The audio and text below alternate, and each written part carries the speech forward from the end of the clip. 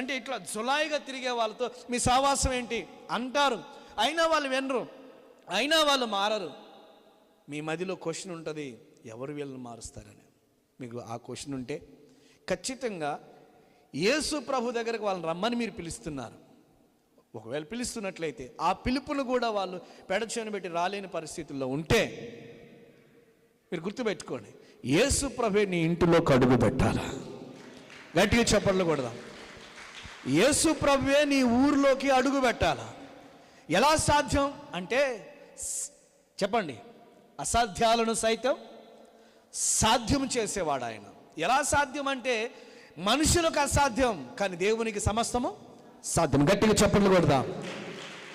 దేవునికి స్తోత్రం. మనుషులకు అసాధ్యం, దేవునికి సమస్తము సాధ్యమే. అదే అంటాడు ప్రభు, మనుషులకి ఇది అసాధ్యంగా నాకు సమస్తము సాధ్యం. అయితే ఏంటి?